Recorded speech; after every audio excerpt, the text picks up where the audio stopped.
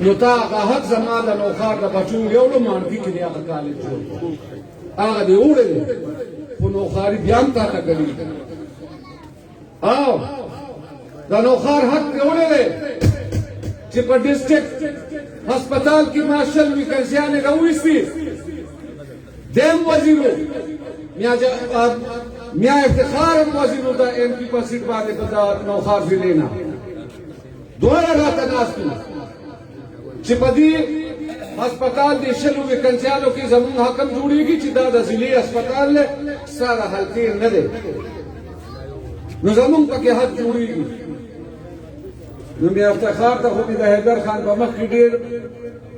د پښتو پر الله خبره وکړه چې ستا حق نه جوړېږي او هغه پوه شو او پرویز خټک ته مې وویل چې ته خو ما نه دوه کلاس 4 ویکنسیانې غواړې کلاس 4 خو ډېره غټه خبره ده د سویپر پوسټ هم نه درکوم دا به د نوښارو حق وي او نوښارو ته مې ورکړه دا به ما نه هغه حق پورې وکړم د نوښار د بچو یو سیټ چې کوم دی ستا مانکي ته تللی دی مانکي نه مخکې چې خیسرې کلی دی هغه صرف په دغه وجه تللی و چې په هغې کې زما د نوښار د یو کشر یو مسله حل کېده او هغه حاجي نوشیر ورته نوي کړي چې ما ته راغی ما ته ویل هله که د دې سړي د زوی د نوکر کو د خیسري و هغه نو ده زمونږ په کیس کې شهادت کړی دی نو زما کیس مې ختمېږي نه بچی دا خو یو زوی دی چې ستا کیس مې ختمېږي زما کشر دی د نوښار یې لس زامن دې راول یا به م ختم کړم نو د نوښار حق به مونږ داسې بچ کولو او تا د نوښارو حق وړی دی چې ته وزیر شوې وزیر اعلی شوې دلته ایم پي ایس راو دلته په دې کمپلیکس کې نوکرۍ راووتې 2,500 نوکرۍ راووتې ټیکنیشنان پکې وو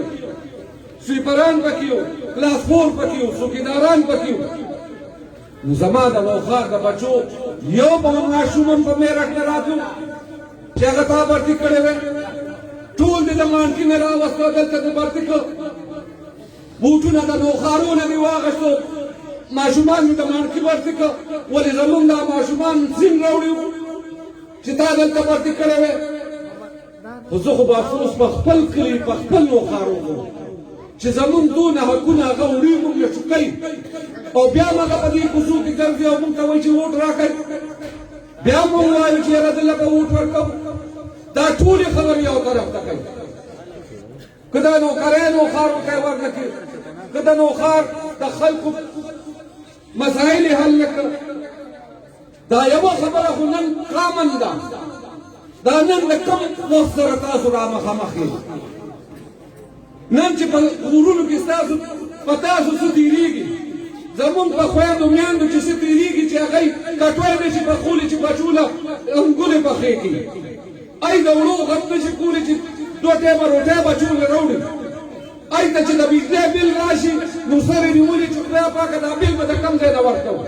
که ماشوم یا چېرته زمونږ خور یا مور بیماره شي نو په چل نه پوهېږو چې د دارو پیسې د کوم ځای نه راوړي نن خو هغه حالات دي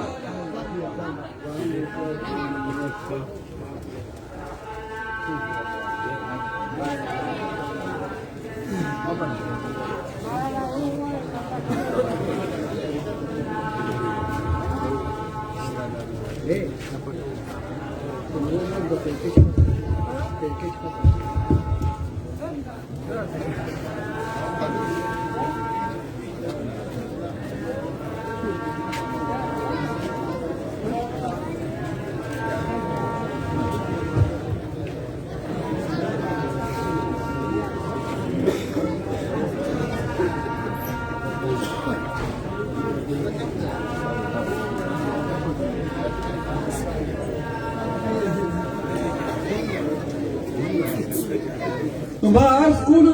چې دا نن چې کوم حالات دي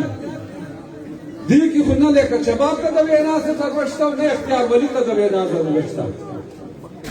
د دې حالاتو نه خو تاسو تېرېږئ لګیا یې چې روزګار کم دی د بچو نوکرۍ کم دي که سرکاري ملازم دی د هغه تنخوا کم ځای زیاتېږي تنخوا خو لا پرېږده چې اوس له پنشن هم ختموي لګیا دی چې دا پنشن هم په خزانې باندې بوج دی. نو د دې نه مخکې کوم حکومتونه، د دې نه مخکې د نواز شریف حکومت 15 کاله، د هغه نه مخکې زمونږ حکومت تنخواګانې هم زیاتې دي، روزګار به هم چلېدو، اوړه هم ارزان و، چیني هم ارزانه وه، غوړي هم ارزان و. نو دا د چا عمل دی چې بیا دا هر څه ګران دي؟ دې کې هم تاسو ګناهګار زه نه ګڼم. ستاسو نه به یوه غلطي شوې وي او جذباتي قوم دی پښتون،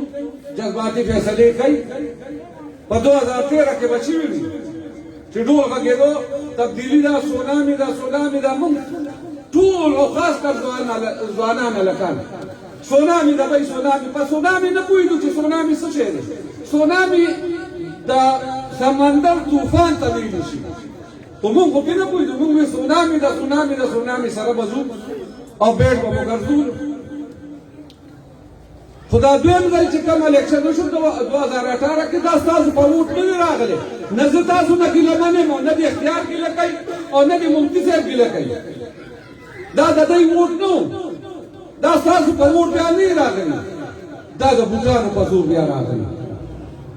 او زمونږ دا چک شیخ اوس هم تاسو ته معلوم دی، هغه چک دی چې بول کې هغه د تسبیح سورې ګوري په هغې کې هم ننوځي.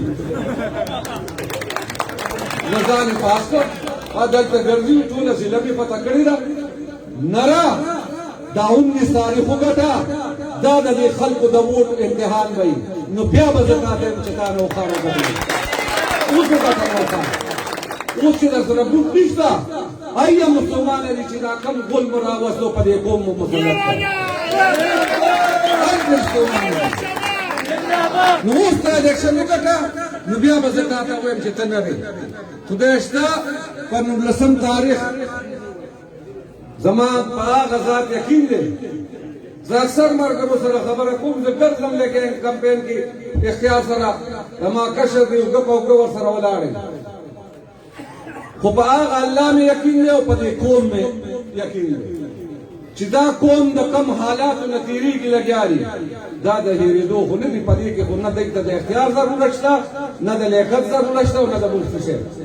دوی به خپله ځي او د بیټ خلاف به په زمري بوټه چوي انشاءالله په 19 کال. ځکه چې دا کم جبر او ظلم دې حکومت په دې قوم را ټیټ کړی دی. دا ما په 15 کاله زما د سیاسي کارکنه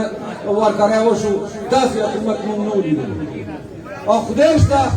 که دا موجوده حکومت چې کم حالات په دې قوم را ټیټ کړی دی، که دا د پاکستان پیپلز پارټۍ وي، نو خدای شته که د پیپلز پارټۍ ټکټ مې ما اخیستی شو، زه به په کم مخ به دې خلکو ته راتلم چې ما له ووټ راکړي. چې اوړه نشته، چیني نه شي اخیستی، سبزي نه شي اخیستی، بل نه شي ورکولی، د بجلۍ د ګیس بل نه شي ورکولی. په کم مخ به تاسو ته راتلم. دا شرمېدلي بیا هم راځي په دې حالاتو کې چې بهی ووټ راکوي. نو عرض مې چې دا کولو چې نن لکه شباب تاسو ته د ووټ دپاره نه راغلی. زمونږ ورورولي ده، خدای دې تاسو ته هم ژوند درکړي، مونږ ته دې هم راکړي د حیا عزت سره. ټول عمر به سیاست کوو، خو نن سیاست نه کوو. نن لکه شباب ورته نه راغلی، نن مفتي حاکم علي حقاني ورته نه راغلی، نن اختیار ولي هم ورته نه راغلی. نن که مونږ راغلي یو نو صرف او صرف د خپل قوم دپاره راغلي او ستاسو د بچو د مستقبل دپاره راغلي. مونږ خپله ذمهواري پوره کوو چې تاسو بیدار کړو چې دا کم حالات دی د قیامت، په دې کې به هم نه بیدارېږئ. نو د هغې دپاره راغلي چې ځان وګټئ، د خپلو بچو مستقبل وګټئ، د خپلې حلقې مستقبل وګټئ. زه او اختیار خو مونږ خو مقابلې کړي دي په خپلو کې، مفتي حقاني صاحب هم مقابلې کړي دي، د دې الیکشن نه پس به مقابلې کوو. ها به ځان نه کوو، به سیاست کوو. خو نن چې په کوم کمه خبره کم ظلم را ټیټ کړي، په دې کې سیاست نه کوو. مونږ ټول یو شو ستاسو دپاره چې تاسو ته سبا بهانه پاتې نه شي چې بهی لکه شباب هم ولاړو، مفتي صاحب هم ولاړو، قومي وطن پاټا والا ولی رحمان هم ولاړو. نو په دې وجه اختیار فیل شو چې بوټونه تقسیم شو مونږ دغه عذر ستاسو ختم کړو ستاسو د بچو د مستقبل دپاره مو ختم کړو چې بای تاسو یو شي خپل ځان وګټئ او هغه فرعون چې نن هغه دا چغې وایي شپه ورځ د فرعونیت د تکبر د غرور خبرې کوي د خدای دعوې کوي لګیا دی نعوذ بالله وی چې زه په چا لاس کېږدم هغه اسمان شي او زه چې د چا نه لاس واخلم نو هغه بیا ځمکې ته ځي نو دا د فرعونیت خبرې دي خدای به وایي په دې فرعونیت باندې او بل څوک به څه وایي زمونږ په نوښار کې کوئی دشمنی کور په کور خوري کې د هغه خو اجنډه دا ده خو نن ورته په کور کې موسی خدای پیدا کو د رور په شکل کې او د واره په شکل کې دا د الله د اختیار چې کله د تکبر انتها شي او کله د غرور انتها راشي غرور او تکبر صرف هغه ذات سره خای انسان سره نه خای او ستا بس تکبر غروري مړه تو خو چې په پاسپارټ کې نه وي د یو ډسټریکټ کونسل سټیټ باندې نشه کړی ولې تاسو ته پته نه راځي ماشرانو ته خو پته ده د ضیاءالحق په دور کې په 83 کې چې کله بلدیاتي الیکشن کېدو او د ډسټریکټ کونسل ته ودرېدو په رومي ځل د په پاسپارټ کې نو هغه چې خدای بخلي بیرستنه من خټک باندې د خان پرور دی او دا غي نه پس کله غیر جماعتي الیکشن ضیاءالحق په پسند 85 کې او ټول پارټو دی بایکاټ کړو د په پاسپارټ کې نو دا آزاد الیکشن صوبایو کو نو هغه الیکشن په بیا جماعت تا خیر باندې دی ستا خدا پوزیشن دا و چې ته په پاسپارټ ته راغې نو بیا د 87 کې ډسټریکټ کونسل الیکشن یو کړو او په 88 کې دی صوبایي الیکشن هم کړو او د پاسپارټ د لاسه د جوړ راته چې دغه تکبر کې ستا شاته د بټو سه تصویر دی شاته تاسو شاته د شهید بیبي تصویر دی ته دونه کوجا نه وې چې ته په سیاست کې دونه رامخ کې شوی او اوس په 19 تاریخ هغه زوال دی ویني عزتمن ما عرض کوم چې مونږ خپل هر څه تاسو د پاره ختم کړی دي تاسو ته موقع درکړ او زه یقین لرم چې دا الیکشن به ستاسو په ووټ باندې کېږي کامیابیږي به او هغه کامیابي به د ازمري وي هغه به د اختیار وي هغه به ستاسو ګټه وي انشاءالله او اختیار هم لکه هغه د پرویز خټک غونته خان نواب نه دی نه د کارخانهدار زوی دی لکه زما غونته د یو محنتکش د غریب کورنۍ سره تعلق لري دا لکه شباب چې دلته نوکرۍ کولي نو هغه غربت لیدلی هغه ته پته وه چې په یو غریبه کورنۍ کې یو ونغری بل شي نو هغې ته پرې څومره فایده رسي دا غربت پرویز خټک نه دی لیدلی چې هغه د غریب د کور د حال نه خبر شي چې هغه د غریب د مور پلار د اړه ارمانونو نه خبر شي دا ځکه هغه د غریب کار نه کوي نو لکه شباب چې د غریبي طبقې نه نو د غریبو خلکو کار یې کولو اختیار د غریبي طبقې دی کامیابی کوي ان شاء الله د لکه شباب نه زیات کار وکړي او موږ ورسره اوږه په اوږه ولاړ یو ستاسو الله دې ستاسو قدر وکړي ډېره مننه